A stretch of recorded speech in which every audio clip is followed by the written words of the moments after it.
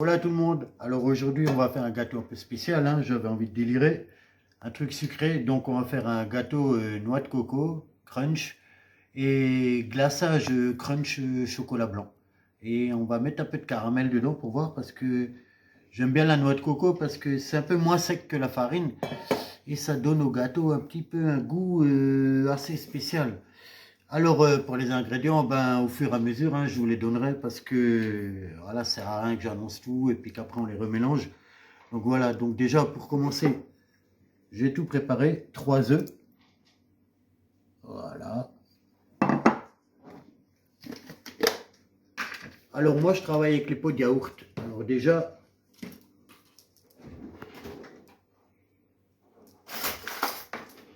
on va mettre un pot de yaourt nature. Voilà, on va le mélanger aux œufs. Et ensuite on va tout doser avec le pot, tout simplement. Voilà, alors, il nous faut un pot et demi de sucre. Après, suivant les quantités, il peut en falloir 2, mais vu que je vais rajouter du crunch, je préfère mettre qu'un et demi dedans. Ah, un bout d'œuf. Ensuite, un pot et demi d'huile.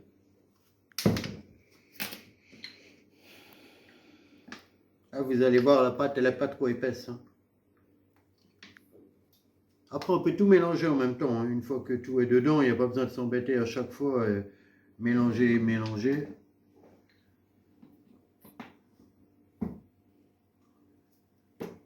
On va rajouter la noix de coco, l'essentiel à notre recette. Alors pour là, on va y mettre 4 pots de yaourt. Hein. Et comme je vous ai dit, la noix de coco, ça remplace la farine. Voilà. Comme j'étais en Polynésie, ben là-bas, ils utilisent beaucoup la noix de coco. Et moi, je kiffe. Donc vous voyez que la plupart de mes recettes, je mets de la noix de coco à la place de la farine. Donc là, on a 2 pots.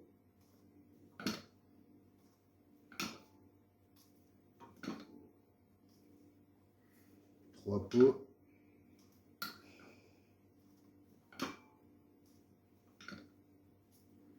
Et 4 pots de noix de coco. Ensuite, on met quand même un peu de farine, hein.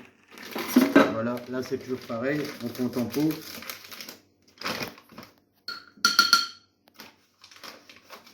Donc moi je vais mettre un pot et demi de farine, pas plus, ça suffira largement. Voilà, un.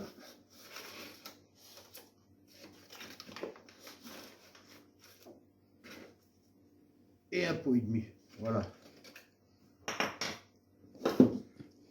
Donc là on va commencer un petit peu à remuer tout ça parce qu'il y a quand même de la quantité. Alors moi je fais rien au robot, hein. Comme vous savez, je fais tout à la main. Le mélange de départ il est assez épais.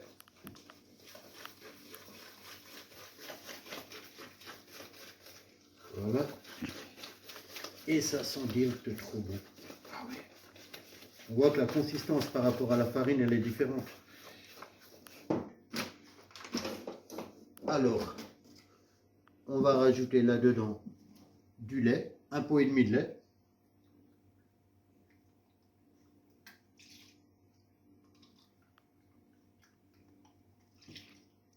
On mélange de nouveau tout ça. Voilà, pour bien que le lait pénètre dans notre préparation.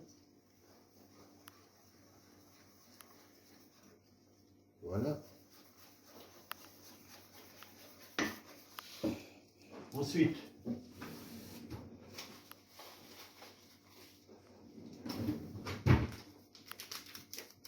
un paquet de levure chimique, si on veut que le gâteau monte bien. Voilà, complet. On mélange tout ça.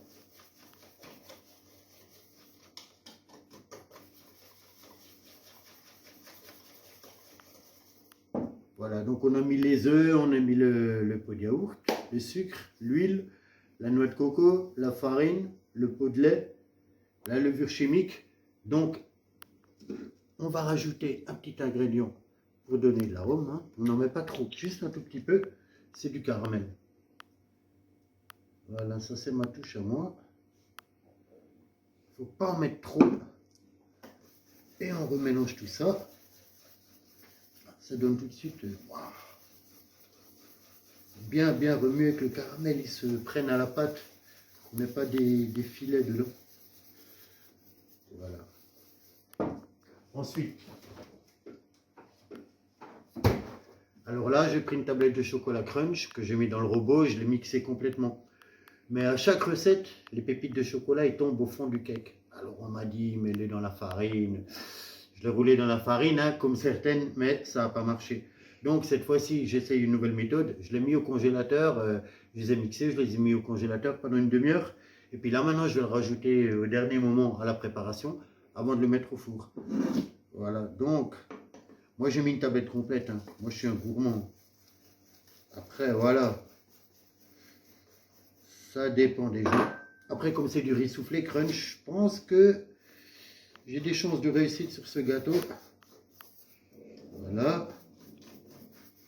Après, c'est gourmand, c'est clair. Hein. Les gens qui sont au régime, il ne faut pas goûter mes desserts. Moi, je peux me permettre. Voilà, bien remuer. Et alors là, il y a le crunch, le caramel, la noix de coco. On a carrément envie de le manger comme ça. Voilà, c'est magnifique. Et maintenant, ben, on va le mettre dans un moule. Voilà, donc on n'a plus besoin des pots, on les utilise. On va mettre ça dans un moule. Alors moi, les moules beurrés, les moules ceci, les moules farinés, les moules en verre, les moules en ce que tu veux. On me dit, oh, ça se démoule tout seul. Hein. Je pense que les mieux, c'est les moules silicone. Moi, je mets du papier cuisson qui fond. Parce que chaque fois que je me prends la tête, je fais un super gâteau et puis il reste collé au fond. C'est deg. Hein, il y en a qui doivent comprendre ce que je dis. Voilà. Et puis s'il y en a qui ont des Pyrex et qui les beurrent et qui les sortent parfaitement, montrez-moi une photo, une vidéo. En tout cas, le gâteau, je pense qu'il va bien monter celui-là. Préparé comme il est là. Vous pouvez voir la texture. Je vous montre de près. Regardez à quoi ça ressemble. Hein, c'est quand même assez liquide. C'est gourmand. Voilà. Bien. Il faut... Le secret, c'est ça. C'est qu'il faut bien remuer. Et puis si vous le faites au batteur, ben c'est trop, je sais pas comment vous dire, il n'y a pas le coup de main. Quoi.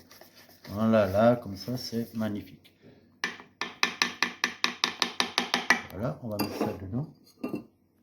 Et on va basculer ça dans un moule, tout simplement. Hein.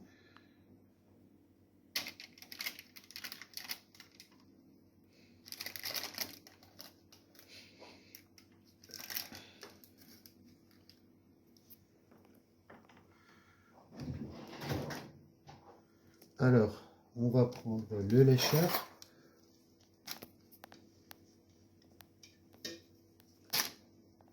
Voilà, il faudrait que j'évite d'en mettre partout.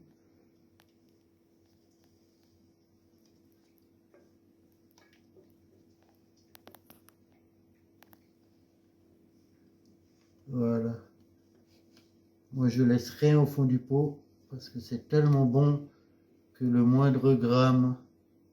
Oui, je sais, moi je peux. Voilà. Magnifique.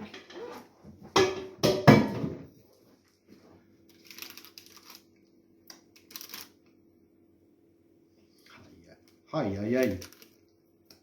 Et on sent même la vanille du... Excusez-moi, hein, on sent même la vanille du yaourt. C'est un truc de ouf. Donc voilà, donc maintenant qu'est-ce qu'on fait? Je vais mettre le gâteau au four. Alors 180 degrés pendant 15 minutes juste le bas. 15-20 minutes, hein, 20 minutes juste le bas. Et ensuite 180 degrés, 20-25 minutes. Et puis ça, ben, vous faites au couteau. Hein. Et puis la noix de coco, il ne faut pas trop qu'elle chauffe. Après, elle devient sec et c'est pas terrible. Par contre, on verra si les pépites, elles sont restées au-dessus avec la méthode du congélateur. Ok? Ben écoutez, ce qu'on va faire, je vais le mettre au four. Et puis on se retrouve après et et je vais faire un glaçage, je vous montrerai qu'est-ce que je vais glacer. Ok? Allez, bah à tout de suite. Voilà, ben ça y est, on l'a démoulé. Après 45 minutes au four. Voilà. On voit bien sur le dessus que le riz soufflé, hein, du crunch, il est bien remonté. On l'a sur les fonds. Le caramel.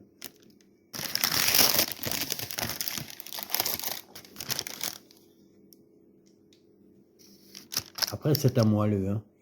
C'est pas un gâteau sec, hein. Voilà.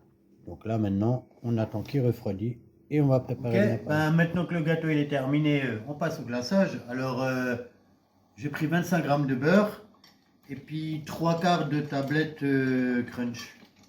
Hein, je mélange le tout au bain-marie et ça me donne ça.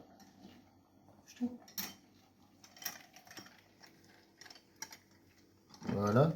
Et donc là, il ne faut pas arrêter de remuer, pour pas que ça colle au fond, jusqu'à ce que ça devienne bien liquide. Voilà, on sent l'eau qui bout en dessous. Voilà. Donc là, on voit bien les rides grains soufflés du crunch qui ressortent. Voilà, on arrive. Il faut que j'arrive à la texture complètement liquide. Le truc, il est là.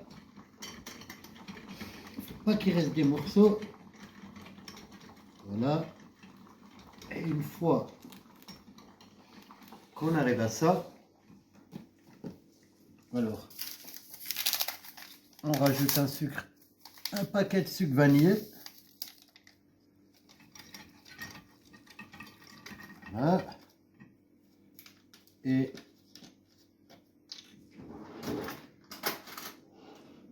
on va mettre une cuillère de crème. Voilà, pas plus. Voilà. Et on remue le tout. Et on va baisser le feu.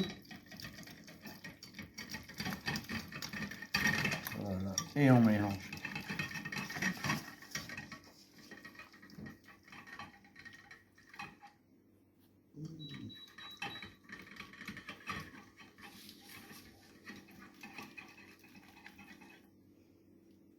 Là, c'est vachement épais. Je vais rajouter un peu de beurre. Parce que je voulais mettre moins de beurre, mais apparemment c'est un peu trop épais. Je voulais que ce soit moins gras. Donc on va en rajouter encore une fois. Que ce soit assez liquide pour couler sur mon nappage. Hein, parce qu'il faut le rattraper là, parce que ça colle. Il faut remuer, remuer, remuer.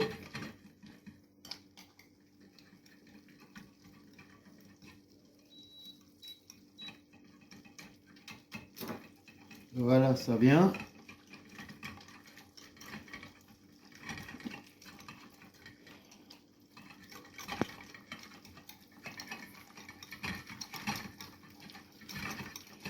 Ah, le chocolat blanc, c'est pas comme le chocolat au lait. Hein. Je suis en train de m'en apercevoir là.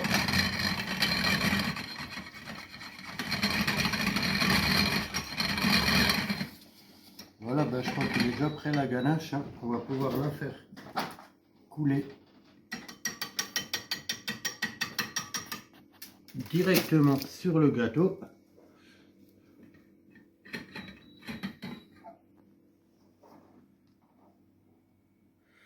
Alors on commence par le bout. Ah, elle est vachement épaisse. Hein.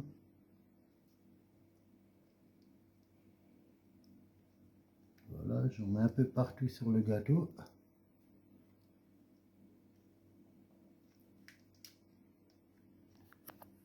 Ah, le chocolat blanc, c'est pas évident. Hein. Surtout avec le crunch. Il faut l'étaler parce qu'elle sèche vite.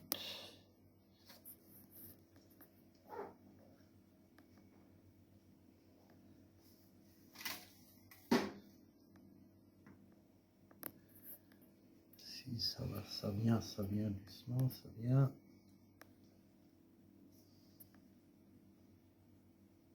la prochaine fois, je prendrai un pot rond. C'est plus facile à ramasser.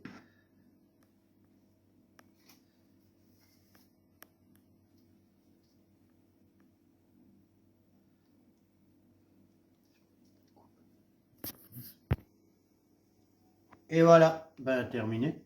On voit bien le riz soufflé sur le gâteau. J'aurais pu le napper complètement, mais voilà. Je pense que vu qu'il y a du chocolat dedans, crunch chocolat, et là ce chocolat blanc, juste sur le dessus, ça suffit. Après, vous pouvez mettre des décos, ce que vous voulez. Il n'y a plus qu'à attendre que ça refroidisse et magnification. Allez, ciao ciao!